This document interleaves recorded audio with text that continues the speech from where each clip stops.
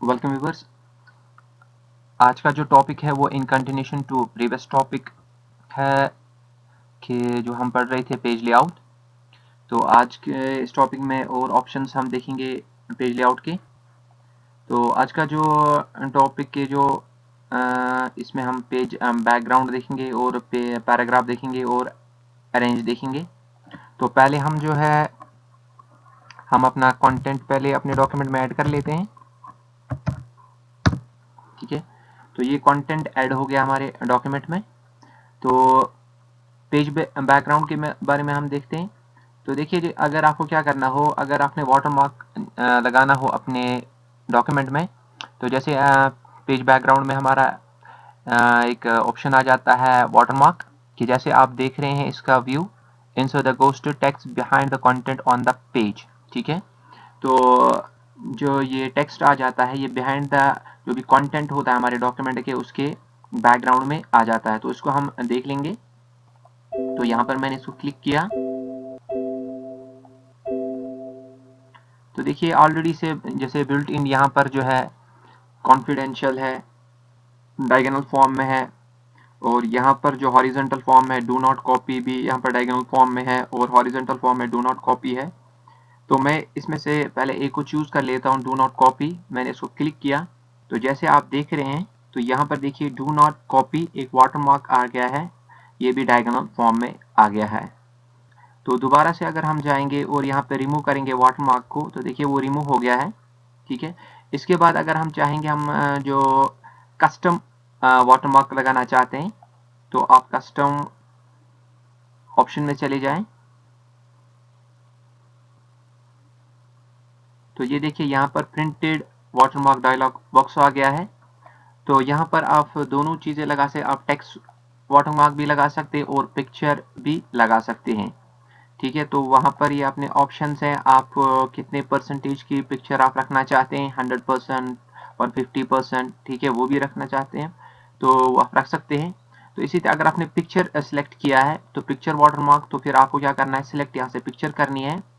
तो फिर आप यहाँ से हम कोई सी पिक्चर हम सिलेक्ट करें, लेट इट बी, हमने ये वाली पिक्चर जो ये सिलेक्ट की है और इनको मैं इंसर्ट कर देता हूँ। ठीक है, और मैं यहाँ पे अप्लाई कर देता हूँ। तो ये देखिए, ठीक है, और क्लोज करता हूँ मैं इस डायलॉग बॉक्स को। तो ये देखिए हमारे पास जो है पिक्चर आ गई है बैकग्राउंड में। ठीक है, कंटेंट के बैकग्राउंड में हमारा वाटरमार्क लगा in the form of picture. ठीक है, तो इसी तरीके हम दोबारा से यहाँ पर चले जाएंगे और हम रिमूव कर देंगे वाटरमार्क, और इसके बाद हम यहाँ पे जाते हैं और कस्टम वाटरमार्क में दोबारा से जाएंगे। और यहाँ पर अब अगर हम टेक्स्ट चाहते हैं तो टेक्स्ट यहाँ पर हम डाल दें। ठीक है, तो लैंग्वेज यहाँ पर इंग्लिश जो है, और टेक्स्ट जो हमारा है जो भी आप लिखना चाहते हैं। ठीक है, जैसे मैं यहाँ पे मैं कंप्यूटर लिख लेता हूँ। ठीक है, कंप्यूटर फंडामेंटल्स, जैसे मैं मेरा वाटरमार्क ऐसा है। और यहाँ पर फॉन्ट का भी आप सिलेक्ट कर सकते हैं कि आप कैसा फॉन्ट चाहते हैं, जैसे कैलिब्री लाइट है। ठीक है, और साइज भी यहाँ पर आप खुद देख लीजिए, जैसे यहाँ पर 48 मैंने रख दिया। और कलर भी आप यहाँ पर चूज कर सकते हैं कि आप कैसा कलर आप चाहते हैं, जैसे मैं ये कलर सिलेक्ट कर लूँ। ठीक है, जो भी आपकी मर्जी हो वैसा कलर आप सिलेक्ट। और यहाँ पर आप लेआउट जो है आप डायगोनल रखना चाहते हैं, हॉरिजॉन्टल रखना चाहते हैं, जो भी आपकी मर्जी है वो आप रख सकते हैं। उसके बाद आप अप्लाई कीजिए। ठीक है, उसमें क्लोज करता हूँ। तो ये देखिए यहाँ पर जो आ गया कंप्यूटर फंडामेंटल्स जो आ गए, जैसे आप देख रहे हैं। ठीक है, जैसा आप साइज रखा है, कलर रखा है, तो ये वाटरमार्क यहाँ पर आ गया है। तो इस तरीके से आप जो है इस वाटरमार्क का इस्तेमाल आप कर सकते हैं। ठीक है, तो insert A ghost text behind the content of on the page. ठीक है, तो इसको मैं रिमूव कर देता हूँ। ठीक है, इसके बाद जो दूसरा ऑप्शन हमारे पास आ जाता है वो आ जाता है पेज कलर का। ठीक है, choose a colour for the background of the page. ठीक है, मैं इस पर क्लिक कर रहा हूँ तो देखिए जैसे मैं किसी कलर पे जा रहा हूँ तो बाय डिफॉल्ट वो कलर सेट हो रहा है। तो ये आपको, ठीक है, तो जो भी आप यहाँ पे कलर चूज करना चाहते हैं। ठीक है, तो एक मॉडल हमारे पास आ जाता है कि हमारा पेज हो कैसा दिखेगा, उसका कलर कैसा होगा। ठीक है, आप जो भी कलर चूज करना चाहे आप किसी कलर पे क्लिक कर दीजिए। तो ये देखिए हमारा जो है कलर जो बैकग्राउंड का हमारे पेज पे आ गया है। ठीक है, तो इसी तरीके से मोर कलर्स भी है यहाँ पर। ठीक है, वो आप चूज कर सकते हैं। ठीक है, जैसे आपने ये किया ओके, तो वो कलर भी यहाँ पर आ जाएगा। ठीक है। तो ये यहाँ से आप कलर्स जो भी आप चाहें वो आप कलर यहाँ पे आप डाल सकते हैं अपने पेज के लिए, ठीक है। तो मैंने यहाँ पर रिड्यू कर लिया है। इसके बाद जो दूसरा ऑप्शन हमारे पास आ जाता है वो पेज बॉर्डर्स का आ जाता है, ठीक है। तो यहाँ पर आप देख लीजिए बॉर्डर्स का है। तो मैंने जो पेज बॉर्डर है वो मैंने यहाँ पर सिलेक्ट कर लिया है, ठीक है। तो यहाँ से आप कोई भी बहुत सारे सेटिंग्स हैं जो आप चाहते हैं। पहले वाला तो नन पे है, इसी का बॉक्स है, शेडो है, 3D है। तो इसमें से आप कोई सा सिलेक्ट कर लीजिए। जैसे मैं 3D कर सिलेक्ट कर लेता हूँ। उसके बाद मैं कोई कलर इसमें सिलेक्ट कर लेता हूँ, जैसे कि मैं let it be this one, ठीक है। उसके बाद विड्थ जो है वो मैं सिलेक्ट कर लेता हूँ और यहाँ पे मैं अप्लाई कर देता हूँ, जैसे कि होल डॉक्यूमेंट के लिए, सेक्शन के लिए है।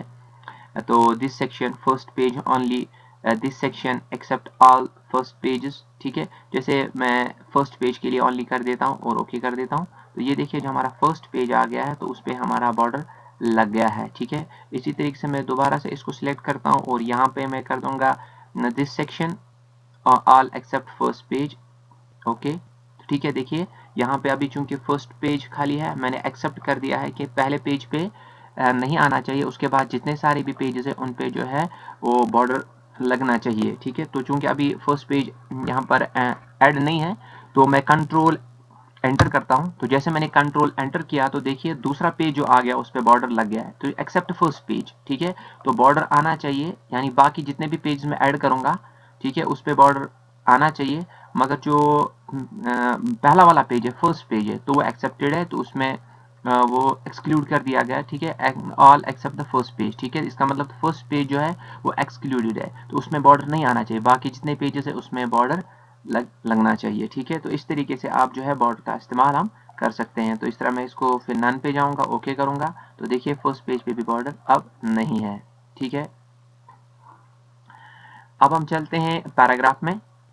तो पैराग्राफ वाला जो ऑप्शन हमारे पेज लेआउट में है, तो इसमें देखिए इनमें क्या है, इंडेंट है और स्पेसिंग है, ठीक है। तो दो ऑप्शन यहाँ पर, एक तो इंडेंट का है, दूसरा स्पेसिंग का है। तो ये पैराग्राफ की जो लेफ्ट साइड में और राइट साइड में जो हम इंडेंट डाल सकते हैं, move in the right side of the paragraph by certain amount, ठीक है। तो इस तरीके से आप certain amount of space create कर सकते हैं पैराग्राफ में राइट साइड में और इसी तरीके से लेफ्ट साइड में, ठीक है। तो मैंने जैसे पहला वाला पैराग्राफ जो है ये मैंने चूज किया, आप सिलेक्ट भी कर सकते हैं। तो फिर मैं यहाँ पर अमाउंट को बढ़ाता चला जाऊंगा, जैसे 0.1 सेंटीमीटर, ये देखिए, ठीक है। इसी तरीके से मैं राइट में फिर जाता हूँ, इसको मैं कम करूंगा, ठीक है। इसको मैं 0 में फिर दोबारा से लाया। तो इसी तरीके से राइट साइड में अगर आप चाहते हैं, देखिए मैं कम कर रहा हूँ, अब देखिए चेंज, पैराग्राफ में चेंज आ रहा है। इसी तरह मैं बढ़ाता चला जाऊंगा, अभी नेगेटिव में था तो इसी तरह पॉजिटिव में जा रहा हूँ, तो देखिए पैराग्राफ में चेंज आ रहा है, ठीक है। तो इसको मैं अपनी जगह फिर वापस लाता हूँ जो हमारा नॉर्मल साइज है, ठीक है। तो इस तरीके से जो है आप जो इंडेंटिंग अपने पैराग्राफ की कर सकते हैं। तो इसी तरीके से देखिए अब जो स्पेसिंग रिलेटेड भी मैं ये मिडल पैराग्राफ मैंने लिया और मैं चाहता हूं कि बिफोर एंड आफ्टर, ठीक है। तो देखिए आप बिफोर एंड आफ्टर क्या है, change the spacing between the paragraph by adding the space above the selected paragraph. तो जो space above the selected paragraph है, ठीक है, तो उसमें जो स्पेस आ जाएगी और इसी तरीके से आफ्टर में आ जाएगा, ठीक है, adding the space below the selected paragraph. तो बिलो द सिलेक्टेड पैराग्राफ में जो है वो स्पेस आ जाएगी। कैसे, मैं आपको दिखाता हूँ। तो ये मैंने सिलेक्ट किया मिडिल पैराग्राफ और इसके बाद मैं स्पेस को बिफोर बढ़ा रहा हूं। तो अब देखिए पैराग्राफ से पहले स्पेस बढ़ती चली जा रही है और आफ्टर में भी दिखाऊंगा हूं, तो देखिए आफ्टर द सिलेक्टेड पैराग्राफ उसमें स्पेस बढ़ती चली जा रही है। तो इस तरीके से जो है आप इन पैराग्राफ्स को, इनकी जो स्पेसिंग को आप सेट कर सकते हैं। मैं वापस ला रहा हूँ, ठीक है, अपने नॉर्मल फॉर्म में। तो ये मैंने 0 कर दिया है, इसी तरीके से 36 6.0 पॉइंट। तो इस तरीके से मैंने अपने नॉर्मल फॉर्म में अपने पैराग्राफ को दोबारा से लेके आया हूँ, ठीक है। तो इस तरीके से जो है आप पैराग्राफ्स को सेट कर सकते हैं। नेक्स्ट ऑप्शन जो हमारे पेज लेआउट का है वो अरेंज है। तो ये देखिए, तो ये इन रिलेटेड टू ऑब्जेक्ट्स है। तो मैं कोई यहाँ पे ऑब्जेक्ट सेट कर लेता हूँ। मैं इंसर्ट, हम शेप्स को लेके आएंगे। तो ठीक है, ये मैंने ऑल शेप यहाँ पर है तो मैं इसको यहाँ पे डाल देता हूँ, ये देखिए। तो थोड़ा सा मैं इसको कलर भी चेंज कर दूँ, ठीक है। तो ये मैंने कलर चेंज कर दिया, मॉडरेट है, रेड है, ठीक है, ओके। तो ये मैंने सिलेक्ट कर दिया। दोबारा से मैं अपने टैब में पेज लेआउट में चला जाता हूँ, ठीक है। तो अब हम क्या करेंगे, पहला वाला ऑप्शन जो है वो पोजीशन का है। The position the selected object on the page, तो इसकी जो पोजीशन है वो सेट हो जाएगी। तो ठीक है, जैसे कि आप देख रहे हैं यहाँ पर, तो in the line with the text, दूसरा वाला जो है, ठीक है, position in the top left with the square text wrapping, दूसरा वाला ऑप्शन जो है position in the top centre with the square text wrapping. ठीक है, तो इस तरीके से जो पोजीशंस जो है सेट होती चली जाएंगी आपके। देखिए यहाँ पर अगर मैं इस पे बीच यहाँ पर क्लिक करता हूँ तो मिड सेंटर पोजीशन पे, मगर बॉटम साइड में मैं इसको क्लिक कर रहा हूँ तो ये देखिए ये बॉटम पे सेंटर पोजीशन पे आ गया है। इसी तरीके से आप इसको लेफ्ट में लाइए, राइट में लाइए, ठीक है, तो इस तरीके से पोजीशन पे आ जाएगा ये। इसको मैंने यहाँ पर क्लिक किया तो देखिए इस वाली पोजीशन पे ये आ गया है। ठीक है, तो इस तरीके से जो है आप पोजीशन मेंटेन कर सकते हैं हमारे और इस ऑब्जेक्ट की। तो इसके बाद जो दूसरा वाला ऑप्शन जो है वो क्या है, रैप टेक्स्ट है। तो ये क्या करता है, change the way text wraps around the selected object. तो अभी तक जो पोजीशन थी वो ऑब्जेक्ट की थी, अब किसकी है, अब टेक्स्ट की है। तो देखते हैं हम टेक्स्ट क्या इफेक्ट पड़ता है।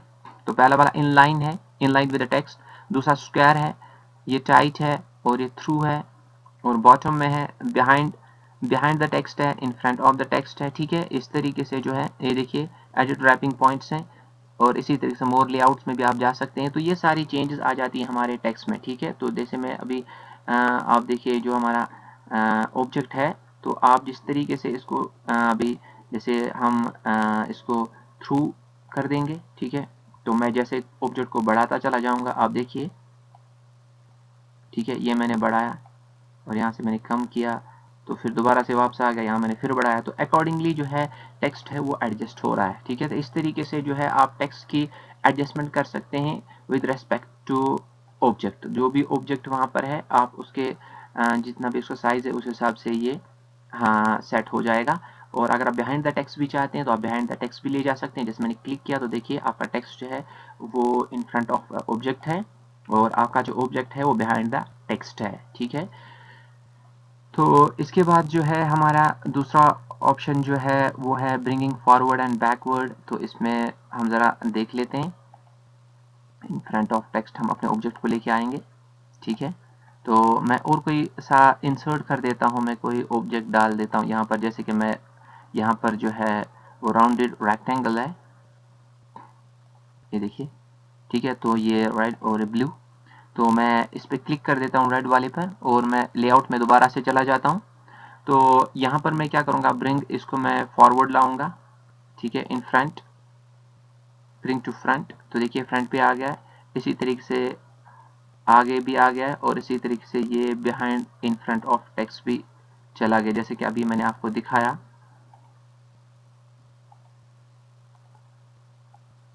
ये देखिए जैसे मैंने दो ऑब्जेक्ट्स को लाया है और इस तरीके से आप इसको फ्रंट पे भी ले सकते हैं।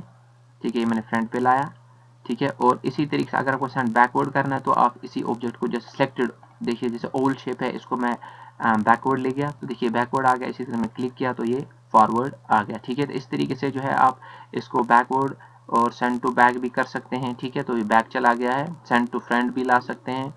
ठीक है, फ्रंट पे आ गया है तो बैकवर्ड भी ले सकते हैं, फ्रंट पे भी ला सकते हैं। ठीक है, तो इस तरीके से आप जो है आप ऑब्जेक्ट्स की सेटिंग अपने विद रिलेटेड टू डॉक्यूमेंट जो आपका है वो आप कर सकते हैं। ठीक है, तो इसके बाद जो हमारे पास सिलेक्शन पैन भी आ जाता है। तो जैसे आपने अभी दो शेप्स डाली हैं, एक तो ओवल है, दूसरा राउंड रेक्टेंगल है। ठीक है, तो वो आपने यहाँ पर सिलेक्ट किए हुए हैं।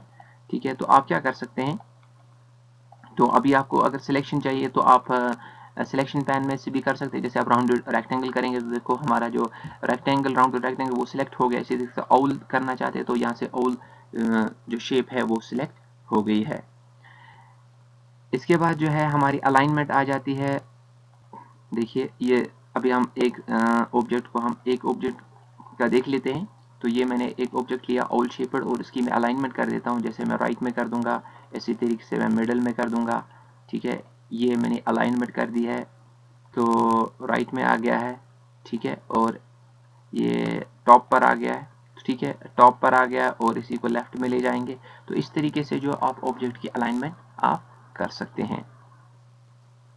दूसरा ऑप्शन जो यहाँ पर है, मैं इसको ऑब्जेक्ट को सिलेक्ट कर रहा हूँ, उसके बाद मैं शिफ्ट की को प्रेस करूंगा और दूसरे ऑब्जेक्ट को भी सिलेक्ट करूंगा। तो देखिए यहाँ पर दो ऑब्जेक्ट्स जो हैं वो सिलेक्ट हो गए हैं। ठीक है, चाहे दो ऑब्जेक्ट्स हो या तीन ऑब्जेक्ट्स हो। ठीक है, मैं आपको और एक बार दिखाता हूँ।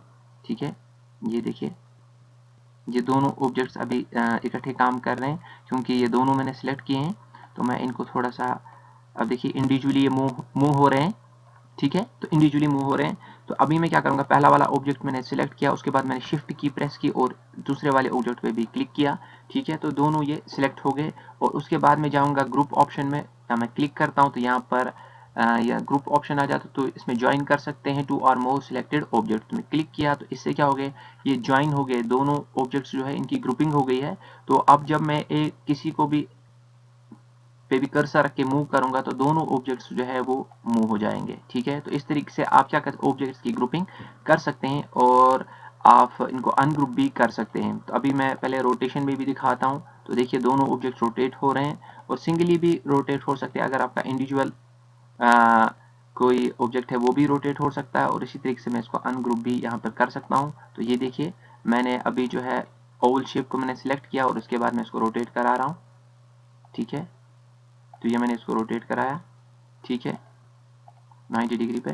तो इस तरीके से जो है आप इंडिविजुअली भी इनको रोटेट कर सकते हैं, और अगर आपने दो ऑब्जेक्ट्स को ग्रुप किया है तो आप उनको उस तरीके से भी रोटेट कर सकते हैं।